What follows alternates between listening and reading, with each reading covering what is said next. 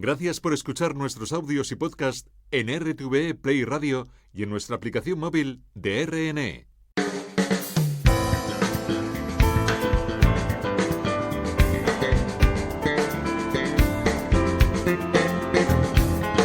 Documentos. Radio Nacional de España.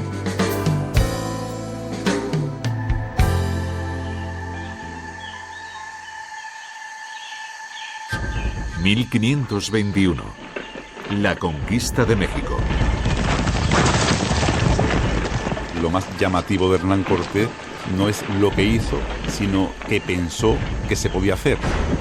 Estaba convencido de que si daba un paso atrás lo matarían por parte de los naturales, o si conseguía llegar a Veracruz antes o después, Diego Velázquez acabaría con él, y que solamente el éxito y mandar un buen botín de oro al emperador era lo único que podía salvarle de una condena por traición. Hay que decirlo porque hoy lo podemos ver con otra perspectiva. 500 personas, aunque viniesen con armaduras de metal y 200 cañones o 20 los que traigan, realmente no podían sobrevivir si no hubiera sido por la gente de Tlaxcala, que les da bastimento, apoyo, vestido y les enseña a cómo vivir en este medio geográfico tan diferente a lo que conocían en Castilla. Los conquistadores que iban allí, que no sabían qué se iban a encontrar, esperaban ver cosas de fábula como las que se cuentan en el libro de Amadís. Los españoles creían en las 7 ciudades de Cíbola, en la leyenda del Dorado. Iban a ver si encontraban las Amazonas. Lo que es cierto es que doña Marina es muy política. Y creo que esa es una de las claves, otra de las suertes de Cortés.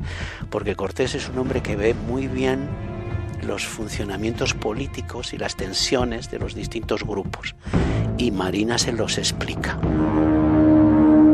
Tanto Moctezuma como Hernán Cortés, ambos juegan sus cartas, ambos manifiestan amor mutuo entre ellos, y los dos están pensando, uno cómo conservar su imperio y acabar con Hernán Cortés, y el otro cómo terminar acabando con ese imperio de los mexicas.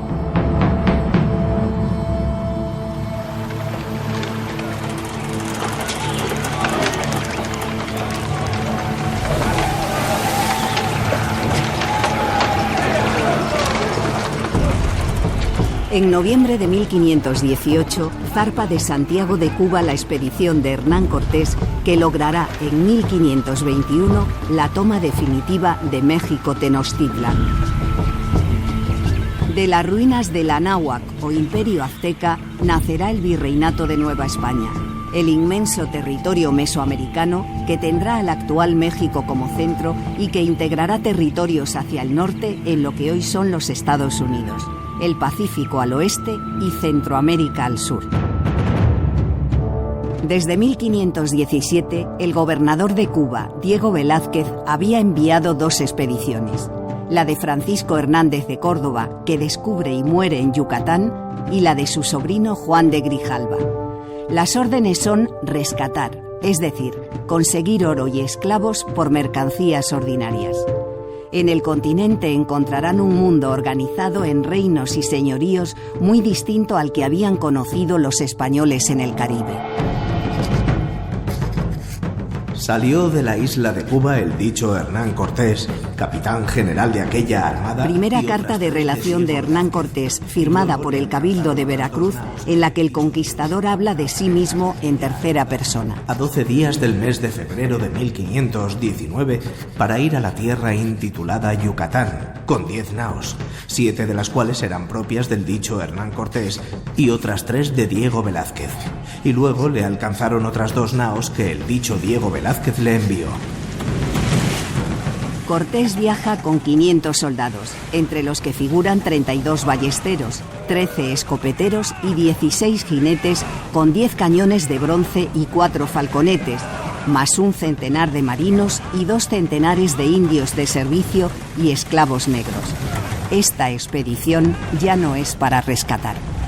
Es una macroárea cultural dividida en 6 zonas geográficas distintas: la zona del Golfo, la zona Maya, la zona de Oaxaca, el Altiplano Central, la zona del norte y occidente. Martín Ríos Saloma, Instituto de Investigaciones Históricas de la Universidad Nacional Autónoma de México y autor de conquistas, escenarios, actores y reflexiones. Se trata de civilizaciones que comparten tradiciones culturales antiquísimas, estamos hablando del año 2000 a.C., pero que claramente se encuentran fragmentadas políticamente, muchas de ellas están enemistadas entre sí, por supuesto poseen su propia lengua, sus propios linajes gobernantes, es decir, asistimos a un proceso de fragmentación política y territorial, y ello en buena medida es lo que permite el éxito de la empresa cortesiana, aprovechar las divisiones entre las distintas ciudades-estado que salían en contra del enemigo más poderoso, que era la Ciudad de México Tenochtitlan. Es un universo de una variedad infinita. Jesús Bustamante, Instituto de Historia del Consejo Superior de Investigaciones Científicas. No sabemos exactamente el número de lenguas o de grupos que había. Hoy, en México, se reconocen oficialmente 364 variantes lingüísticas pertenecientes a 68 lenguas formales establecidas, y de las cuales hay por lo menos 5 o 6 que son habladas por más de 500.000. De hecho, el náhuatl es hablado por 1,5 millones de personas actualmente, o la lengua maya por unos 700.000. ¿Por qué Hernán Cortés acabó dirigiendo la expedición? ¿Quién era en 1519 este hombre nacido en Medellín 34 años antes? Se sabía que estas empresas eran empresas privadas y para empezar hacía falta una persona que tuviese un potencial económico, ¿no? Y Hernán Cortés lo poseía, ¿no? Esteban Mira Caballos, autor de Hernán Cortés, una biografía para el siglo XXI. Hernán Cortés se había convertido en un gran hacendado cubano. Los demás se dedicaban a extraer oro y él pensó que todos esos que extraían oro tenían que comer también, ¿no? Por tanto, él desarrolló el hato ganadero en Cuba y ganó mucho más dinero proporcionando alimentos con el hato que extrayendo oro, ¿no? Por tanto, una persona con capacidad económica y por otro lado era una persona con mucho tirón.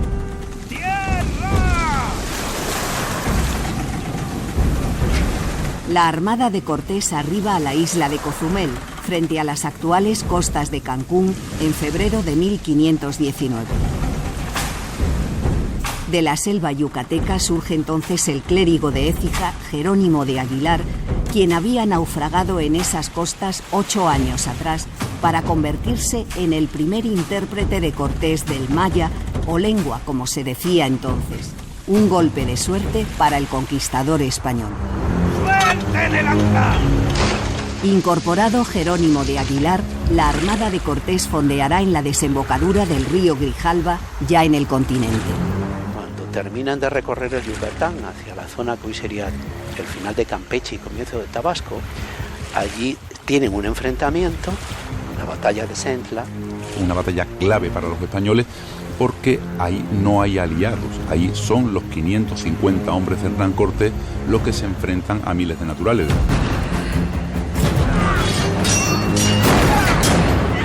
Es una batalla cruenta, una batalla dura, una batalla muy peligrosa, pero bueno, Hernán Cortés pues se sale con la suya fundamentalmente porque los naturales aún no tienen experiencia y combaten en escuadrones muy compactos y la artillería hace muchísimo daño sobre ellos. Y el señor local trata de amistarse con estos individuos, porque los mayas no son bélicos en este periodo, son sobre todo comerciantes, y son los que articulan el área mexicana con Centroamérica, incluso más al sur. Y así que lo que quiere es pactar para comerciar. ¿Y cuál es la manera en que se hace? Se entregan bienes materiales y mujeres, siempre se ha hecho así. Y entonces es cuando entregan 20 mujeres para el uso de los españoles, entre los cuales se encuentra la famosa Malinche. Y eso es otro golpe de suerte extraordinario. Y se puso por nombre Doña Marina, aquella india y señora, gran cacica e hija de grandes caciques y señora de vasallos, y bien que lo parecía en su persona. Bernal Díaz del Castillo, soldado de Cortés y autor en 1568 de la Crónica verdadera de la conquista de Nueva España.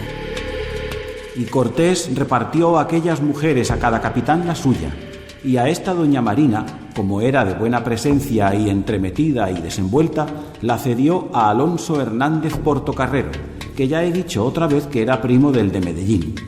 Y cuando Portocarrero se fue a Castilla, doña Marina se quedó con Cortés, con quien tuvo un hijo, que se dijo don Martín Cortés. Doña Marina o Malinche habla nahua, que es la lengua de los mexicas, porque es oriunda de allí. De niña fue vendida como esclava a los mayas y naturalmente habla varios dialectos mayas. Llegan a San Juan de Ulúa, van costeando a finales de abril. Cristina González Hernández, autora de Doña Marina, la Malinche y la formación de la identidad mexicana. Pues ahí ya llegaron unos emisarios de Moctezuma y Jerónimo de Aguilar no entendía lo que decían.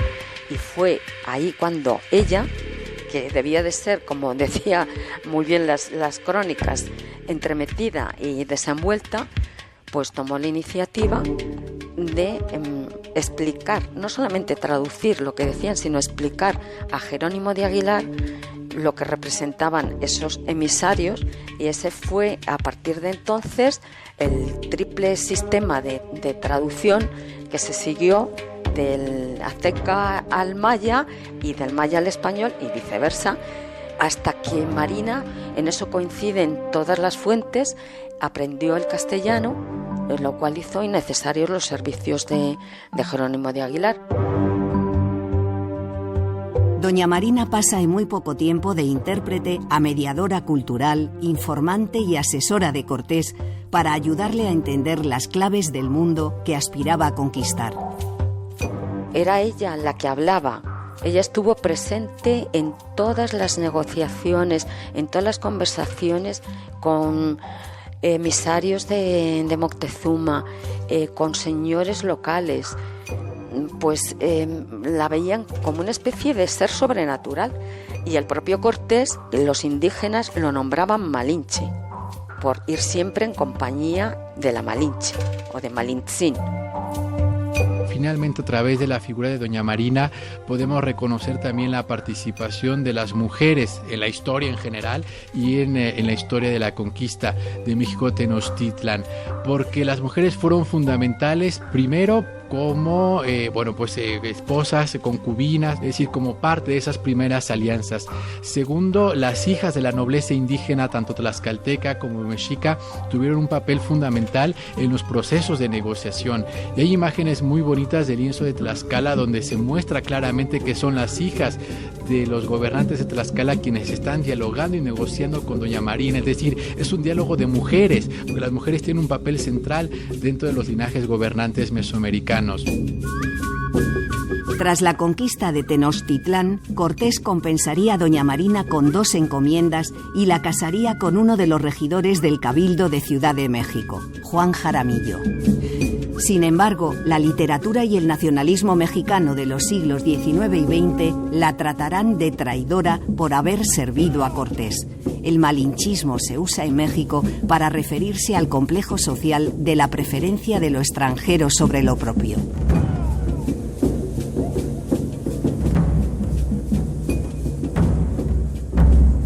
La fundación de Veracruz, el 22 de abril de 1519, será un hito en la conquista de México por las consecuencias que traerá. Y luego procedió a fundar una villa, a la cual puso por nombre Rica Villa de la Veracruz, y nombró a los que suscribimos la presente como alcaldes y regidores de dicha villa. Y en nombre de vuestras altezas reales, recibió de nosotros el juramento y la solemnidad que en tales casos se acostumbra. Y acordamos escribir a vuestras majestades y enviarles todo el oro, plata y joyas que en esta tierra habíamos conseguido, además de la 5ª parte de sus rentas y derechos reales que os pertenecen. La autoridad de Cortés en ese momento es una autoridad delegada. Procede del gobernador de Cuba y adelantado del Yucatán, Diego Velázquez.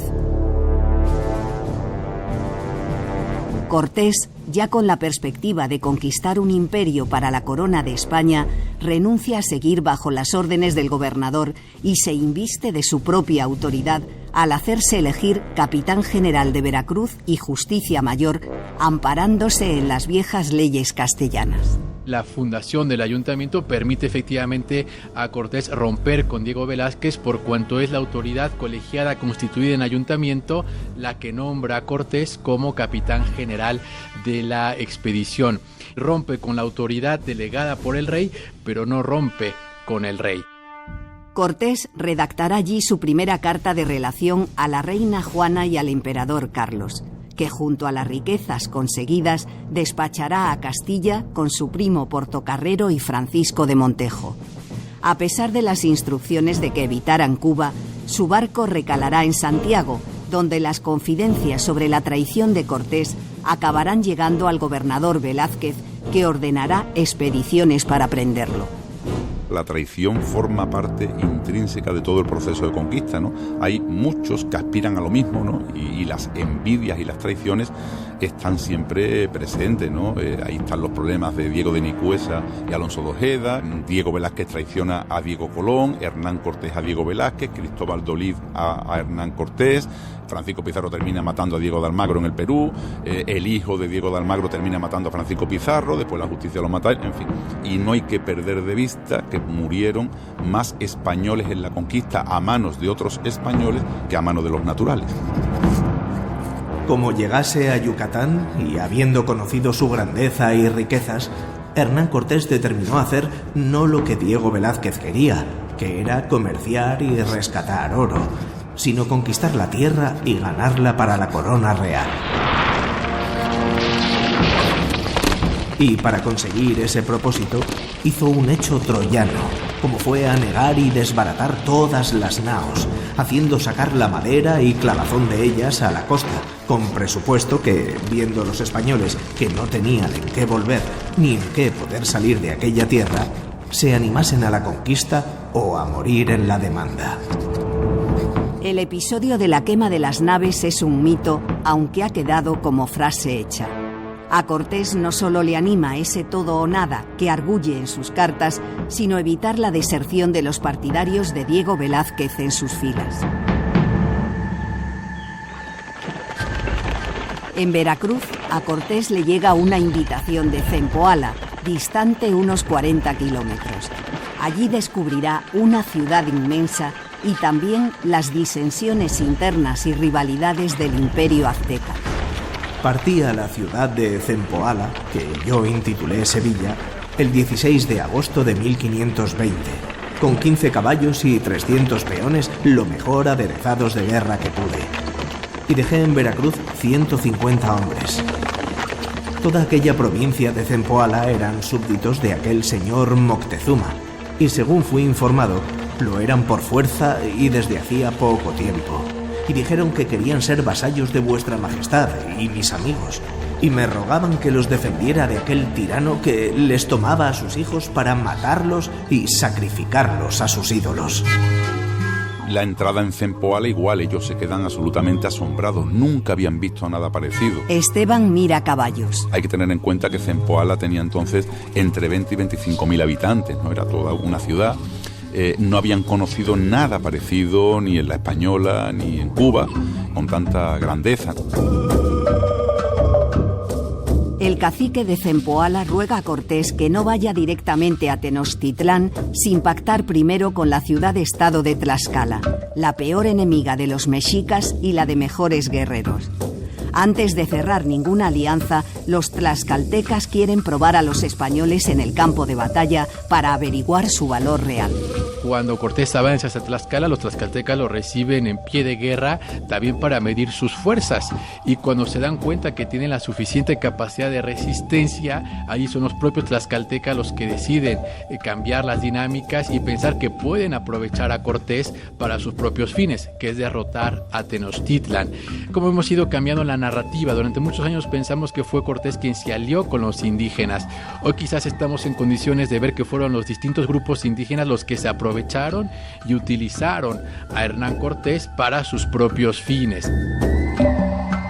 La alianza con los tlaxcaltecas ilustra la estrategia política permanente de Hernán Cortés en Mesoamérica: integrar a los amigos y aislar a los adversarios. La alianza con los de Tlaxcala será la más fecunda para los españoles. Nunca cedería, ni siquiera en los peores momentos posteriores a la penosa retirada de la Noche Triste de 1520. Para sellar la amistad, el cacique tlaxcalteca entregó a su primogénita, bautizada Luisa, a Cortés, quien la cedió a su lugarteniente, Pedro de Alvarado.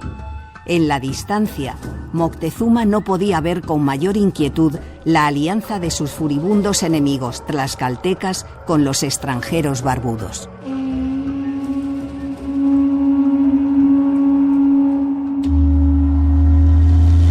A Cholula, los cronistas españoles la llamaron la Roma de la Anáhuac, ciudad sagrada del imperio, centro de peregrinaciones al gran templo de Quetzalcóatl.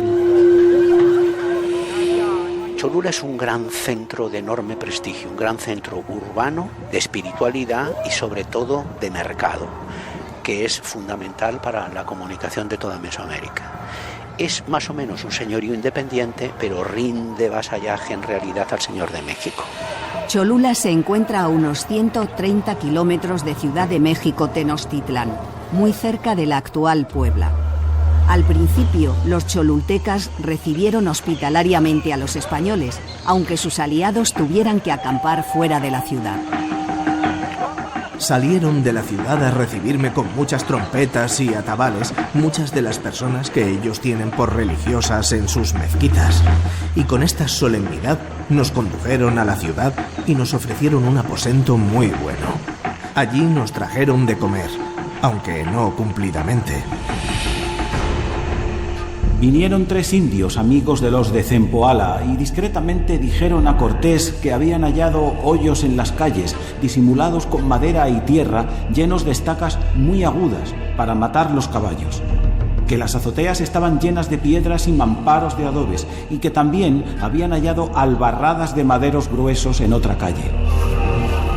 El cronista Bernal Díaz del Castillo difundió la especie de que fue doña Marina quien descubrió la conspiración antiespañola por confidencias de una vieja que la quería salvar de lo que se preparaba y casarla con su hijo. Hernán Cortés dio la señal de atacar. Preferí anticiparme antes de ser sorprendido. Hice llamar a algunos de los señores de la ciudad y les metí en una sala. Después de dejarles atados, cabalgué e hice sonar la escopeta y dímosles tal mano que en pocas horas murieron más de 3000 hombres.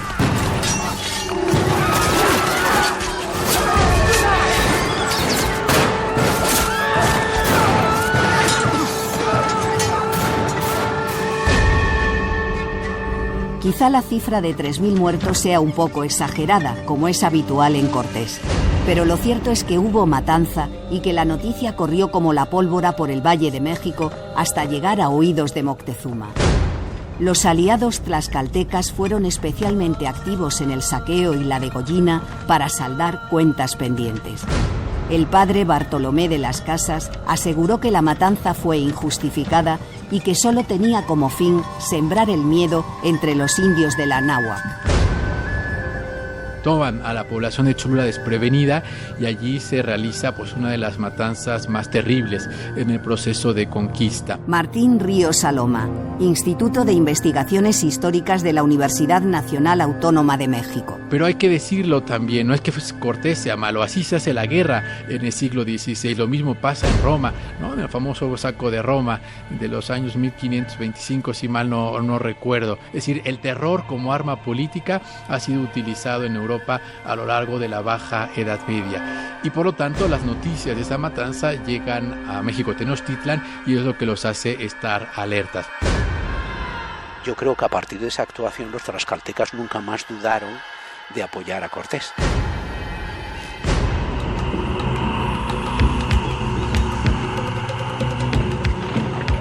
...19 de octubre de 1519... Cortés y sus aliados han despejado el último obstáculo para llegar a Tenochtitlán, que se encuentra ya a 120 kilómetros. Llegarán allí en menos de 3 semanas, con los peores augurios para Moctezuma y la Confederación Mexica. El Tlatoani, o jefe supremo, ha seguido los movimientos de los barbudos blancos desde que llegaron a tierras de Tabasco, y quizá antes. pero todo lo que ha ofrecido para evitar que llegaran a su capital ha resultado infructuoso. Muchas veces he dicho que Moctezuma no hizo nada, que fue un pusilánime y estaba atemorizado. No, lo cierto es que no. Lo primero que hizo Moctezuma fue enviar emisarios a que vigilaran Veracruz y que vieran quién era este señor, de dónde venían, y tenemos imágenes muy bonitas, ¿no?, de ese vigía mexica que estaba subido en el árbol viendo las casas flotantes, así les llaman en las crónicas del siglo XVI. Es decir, desde el primer momento Moctezuma está alerta sobre lo que puede pasar. Les envía embajadores para pedirles que por favor se retiren, ¿no? En la lógica mesoamericana, una vez que uno ha dado los tesoros o los tributos, el enemigo tenía que irse. Entonces eso es lo que opina Moctezuma, que así debe ocurrir. Les envía magos y hechiceros para darles malos agüeros y enfermarlos y que ya no puedan continuar. Intenta tenderles algunas emboscadas, pero los tlaxcaltecas les ayudan, ¿no? Se va construyendo un camino paralelo hasta que finalmente llega a México Tenochtitlan. A los españoles les impresiona el paisaje. 2 inmensas montañas de 5.000 metros de altitud separan la región de Tlaxcala del Valle de México propiamente dicho. El Ixta y el Popocatépetl, un volcán activo. No solo el paisaje. A los españoles les deja atónitos la inmensa concentración metropolitana de Tenochtitlán y las ciudades de la laguna. Una densidad de población que nunca habían visto ni en España ni en Europa. Nos quedamos admirados y decíamos que se parecía a los encantamientos del libro de Amadís por las grandes torres y edificios dentro del agua, todos de cal y canto. Y aún algunos de nuestros soldados decían que si aquello que veían era entre sueños. Y no es de maravillar que yo lo escriba aquí de esta manera, porque no sé cómo contarlo. Ver cosas nunca oídas ni vistas, ni aún soñadas, como veíamos. Fijaros lo que era Tenochtitlán, una urbe que tenía no menos de 150.000 habitantes, ¿no? Y una urbe palaciega, refinada, que ellos llamaron la Nueva Venecia, los propios cronistas, pero es que la zona de lacustre de los 3 lagos de Xochimilco, Chalco y Texcoco tenía más ciudades importantes, como Texcoco con 100.000 habitantes, y el complejo poblacional de toda la zona lacustre podía ser la mayor concentración humana de la tierra en esos momentos.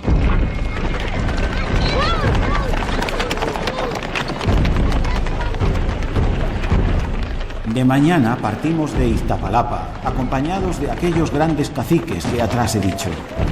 Íbamos por nuestra calzada adelante, ancha de 8 pasos y tan derecha, a la Ciudad de México, toda llena de gentes que no cabían, unos que entraban en México y otros que salían, y los que nos venían a ver, que no nos podíamos rodear de tantos como vinieron, porque estaban atestadas las torres y las canoas y todas partes de la laguna. Y no era de extrañar, porque jamás habían visto caballos ni hombres como nosotros. No sabíamos qué decir. El 8 de noviembre de 1519, Moctezuma Xocoyotzin, tlatoani de México, sale a recibir a Cortés y a su comitiva en un punto llamado Huitzilan, sobre una de las calzadas que enlazaban la orilla del lago con la isla de Tenochtitlán, que hoy día, ya desecado el lago de Texcoco, se encuentra en el centro histórico de Ciudad de México.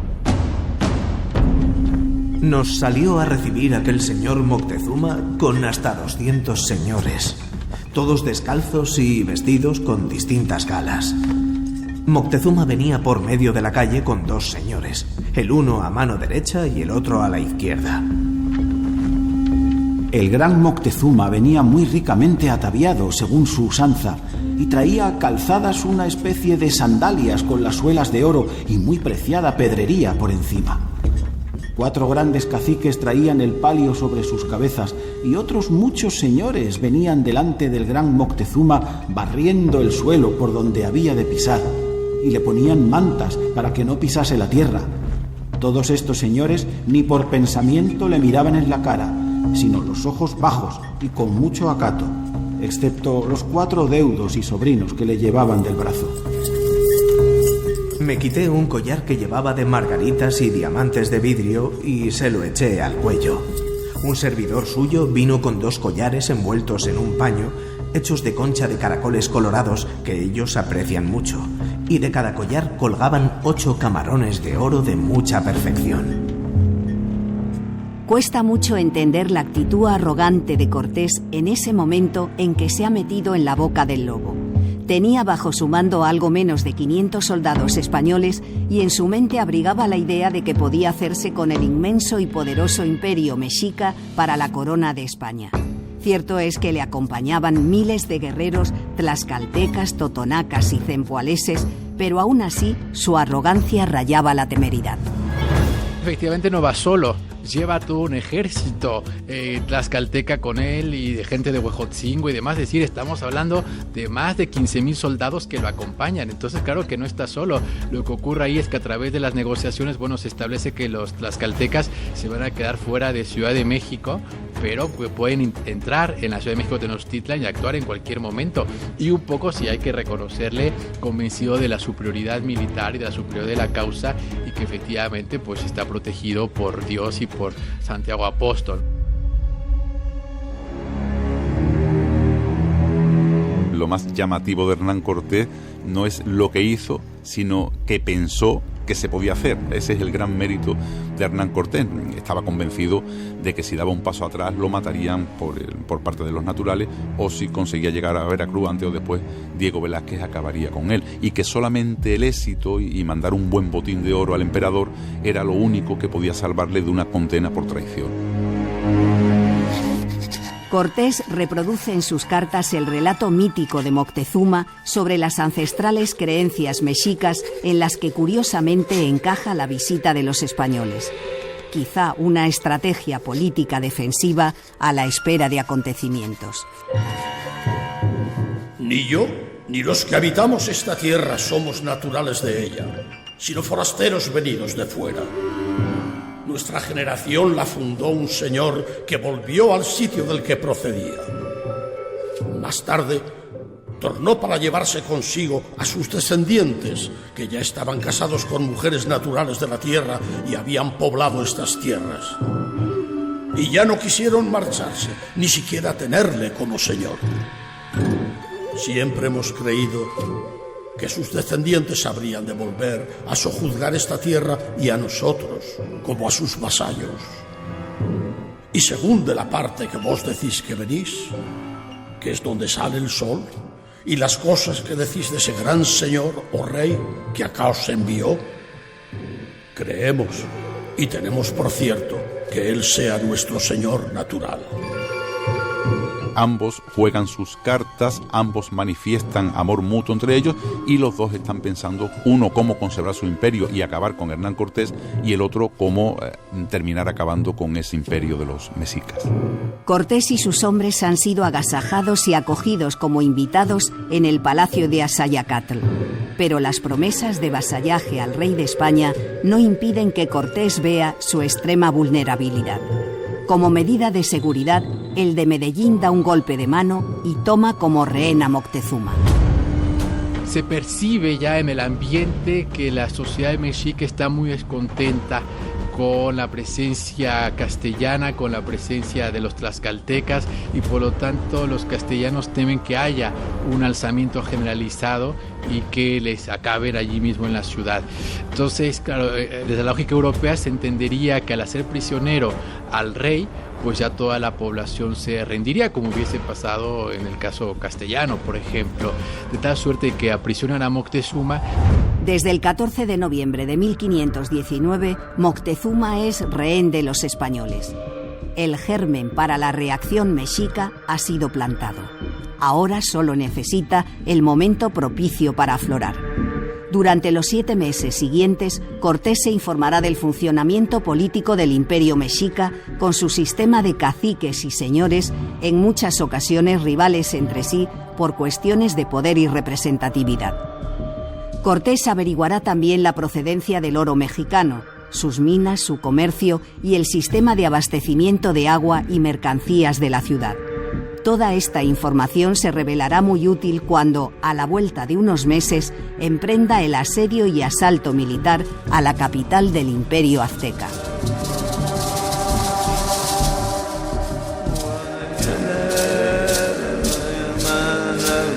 Los españoles del siglo XVI y la población indígena mexicana experimentaron en vivo un agudo choque cultural y de civilización que tuvieron que asimilar con sus creencias de entonces.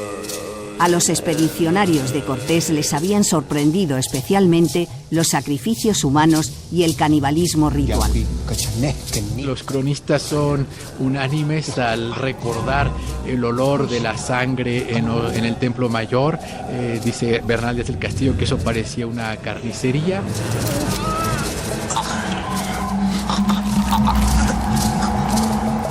Comían carne humana, así como nosotros traemos vaca de las carnicerías. Cada pueblo tenía cárceles de madera gruesa hechas a manera de jaulas. En ellas metían a engordar muchas indias, indios y muchachos, y estando gordos los sacrificaban y comían.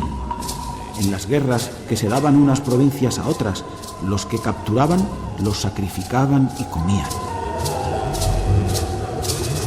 A la persona que iba a ser ofrecida a los dioses se le hacía primero un baño ritual, rituales de purificación, luego se le daban bebidas y narcóticos, ¿no?, para eliminar la conciencia, y finalmente pues eran sacrificados, pues ahí sí hay que decirlo, a corazón abierto, y los corazones eran ofrecidos a las deidades.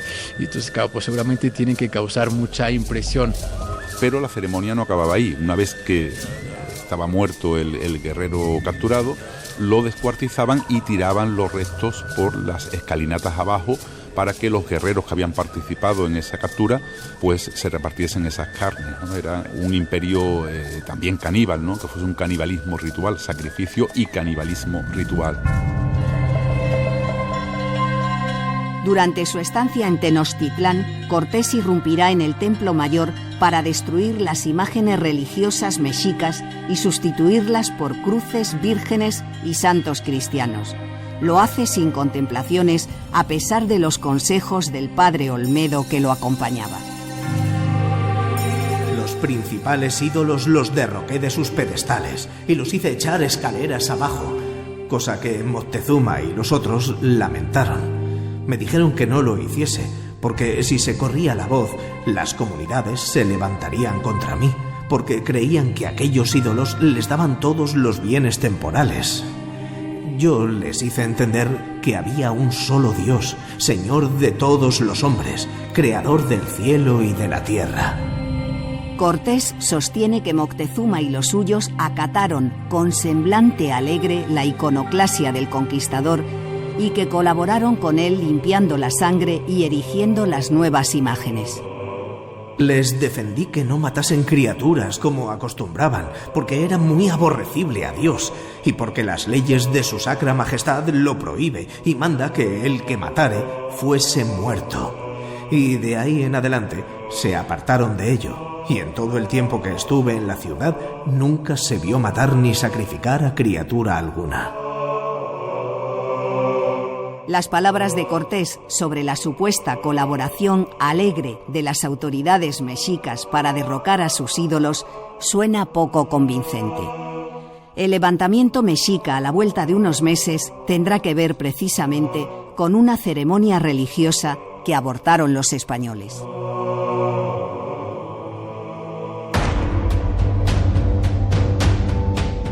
En mayo de 1520, a los 6 meses de su estancia en Tenochtitlán, Cortés recibe inquietantes noticias de que una numerosa tropa de españoles, al mando de Pánfilo de Narváez, ha desembarcado en San Juan de Ulúa para apresarlo por órdenes del gobernador Diego Velázquez.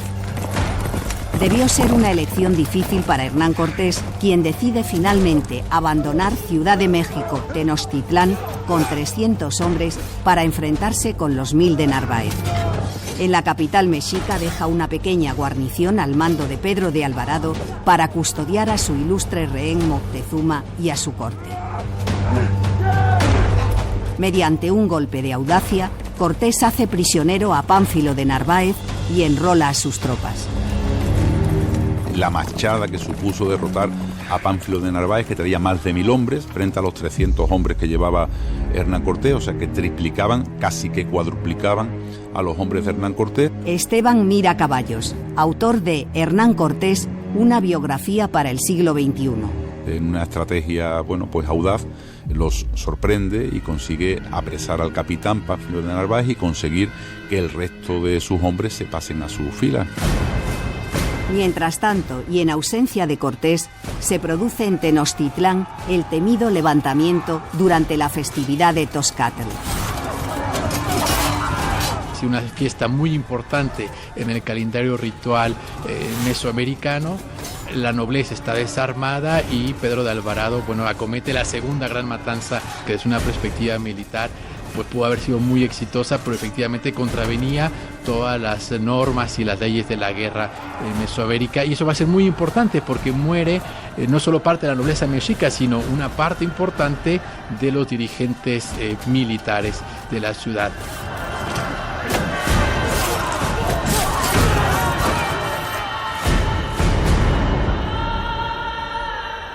Cortés regresa a Tenochtitlán con un numeroso ejército para encontrarse con una rebelión en marcha.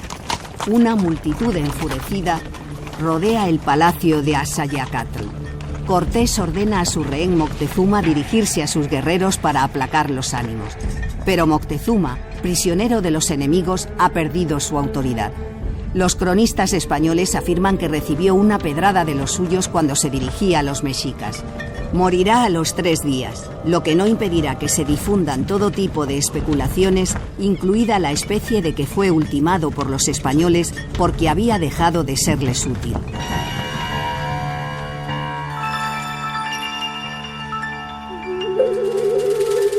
Solo 2 días después de la muerte de Moctezuma, el 30 de junio de 1520, Cortés da la orden de evacuar la ciudad. Será la llamada Noche Triste.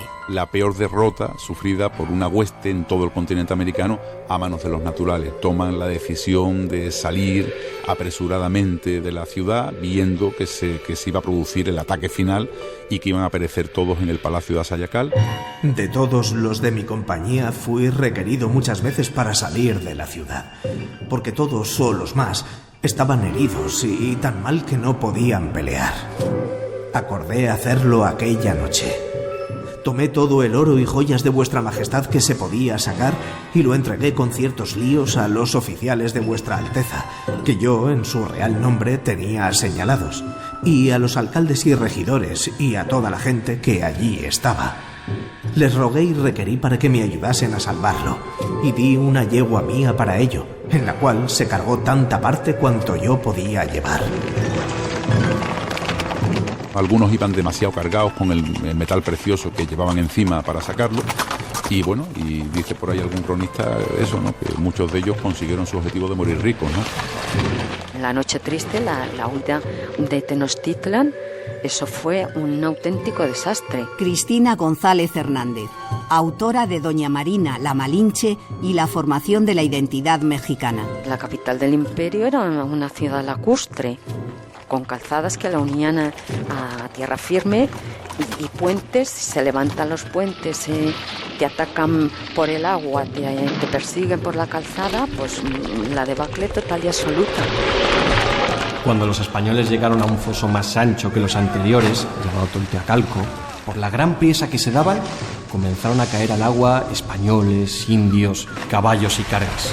Bernardino de Sahagún, Historia General de las Cosas de la Nueva España, 1540. El foso se hinchó hasta arriba, de manera que todos los del bagaje quedaron allí, ahogados. Los de la retaguardia pasaron sobre los muertos. Los españoles que aquí quedaron muertos fueron 300, y de los tlaxcaltecas y otros indios amigos, más de 2000. A la Noche Triste le siguió una semana de pesadilla.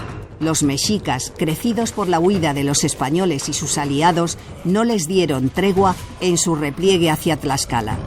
7 días más tarde de la Noche Triste tendrá lugar un encuentro decisivo en los llanos de Otumba. Allí, la alianza española, contra todo pronóstico, consigue un triunfo que terminará con el acoso mexica y preparará la siguiente y definitiva fase de la guerra. Salieron a nuestro encuentro tal cantidad de indios que nada de lo que alcanzaba la vista se veía vacío. Pelearon con nosotros tan fuertemente que creímos asistir al último de nuestros días, según el mucho poder de los indios y la poca resistencia que en nosotros hallaban, por ir, como íbamos, muy cansados y casi todos heridos y desmayados de hambre. Tiene una batalla definitiva donde Hernán Cortés se da cuenta que el capitán mexica está a punto de atacarle, lo reconoce por el estandarte y entonces Cortés en una hazaña, esa así militar y de osadía, va directamente contra él rompiendo las filas de la guarnición mexica y lo mata, y en ese momento los mexicas pues entran en temor absoluto y se retrotraen, y eso le permite a Cortés salvar la vida y lo poco que le queda del ejército, y eso le lleva a refugiarse finalmente en Tlaxcala para recuperar fuerzas. Después de Otumba, Hernán Cortés se refugia en Tlaxcala, que mantendrá su fidelidad a los españoles en la adversidad. Sin su asistencia habría sido imposible recobrar fuerzas y planear la compleja estrategia política y militar de lo que sería el asalto final a Tenochtitlán.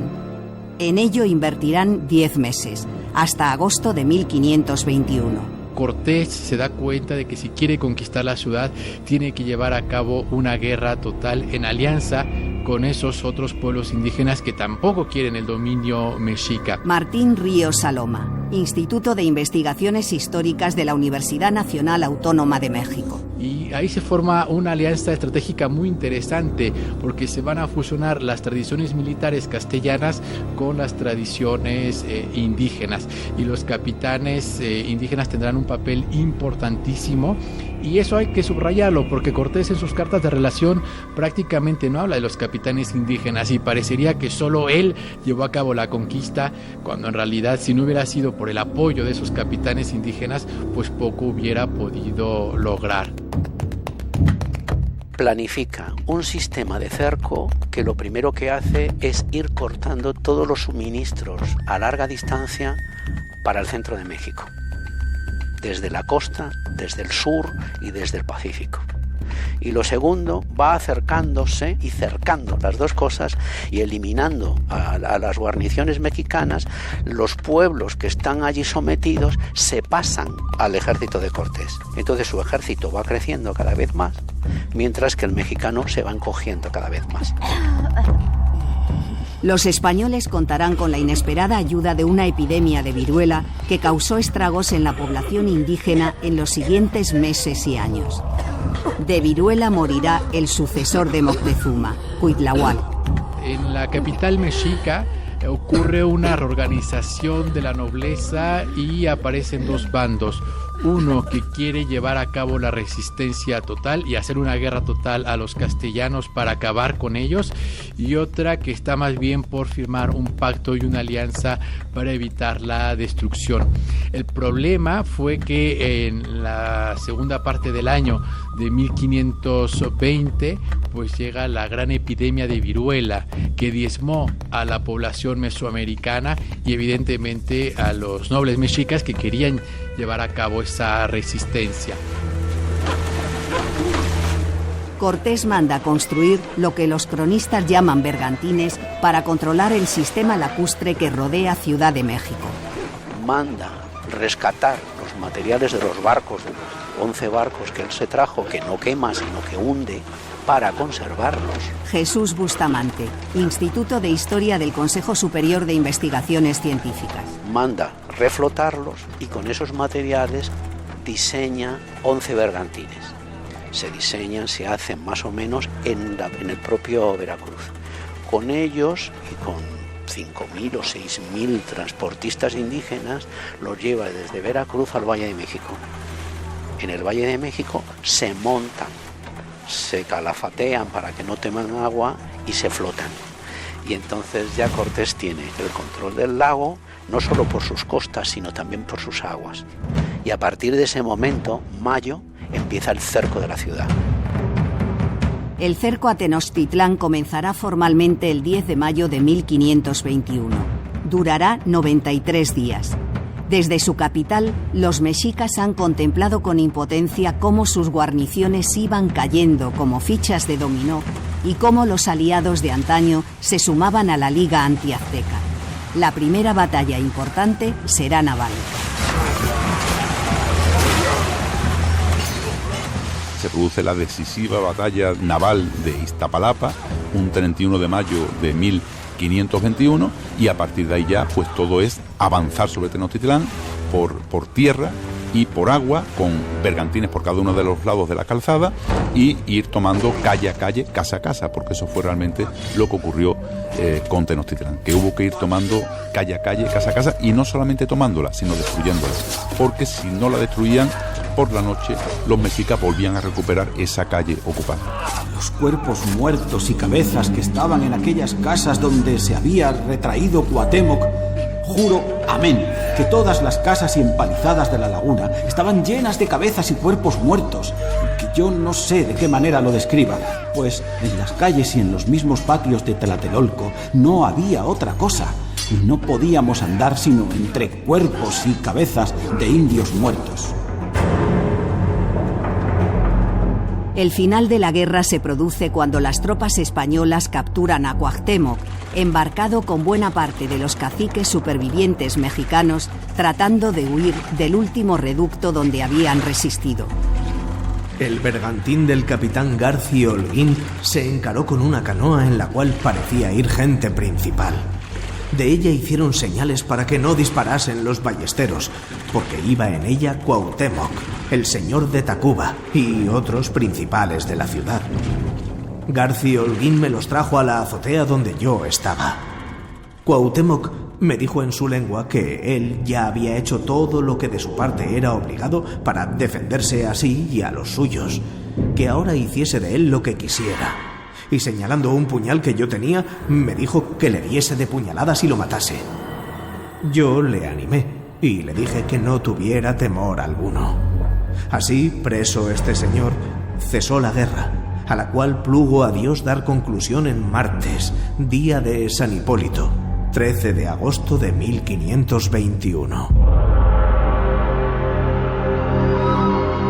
La magnanimidad de Cortés con Cuauhtémoc en la derrota distó mucho de la que mostró 3 años después, cuando ordenó ejecutarlo durante la calamitosa expedición de las Hibueras. Cuauhtémoc, el último emperador azteca, ha pasado a la historia mexicana como el gran héroe de la resistencia contra la conquista española. La idea de Hernán Cortés no era destruir la Ciudad de México, Tenochtitlán. Es decir, en una estrategia militar lo importante es mantener la ciudad y sus estructuras y sus riquezas para poder utilizarlas y apropiarse de ellas. Y en más de 3 ocasiones Cortés propuso la paz a los gobernantes mexicas. Estos se resistieron, y ya en los días de agosto de 1521, cuando también sus propios aliados indígenas están pues fatigados de la batalla, llevan 3 meses bajo el agua, es la época de lluvias en Ciudad de México, y quienes vivimos acá, ¿verdad? Ya no preguntamos si va a llover, solo nos preguntamos a qué hora llueve, pues están realmente fatigados. Entonces Cortés deja hacer a esos aliados indígenas, y realmente son ellos quienes destruyen la ciudad desde sus cimientos. La destrucción de Tenochtitlán durante la guerra llevó a Hernán Cortés a establecerse en Coyoacán con doña Marina. Allí le llegaría, casi 2 años más tarde, en 1523, el nombramiento del rey, capitán general y gobernador de aquel territorio al que él bautizó como Nueva España.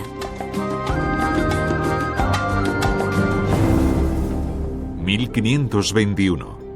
La conquista de México. Un programa de Luis Miguel Úbeda. Realización: Maica Aguilera. Narradora: Modesta Cruz. Con las voces de Juan Suárez, Ricardo Peralta y Marcos García Santonja. Dirección de la serie: Miguel Ángel Coleto. Documentos es una producción de Radio Nacional de España.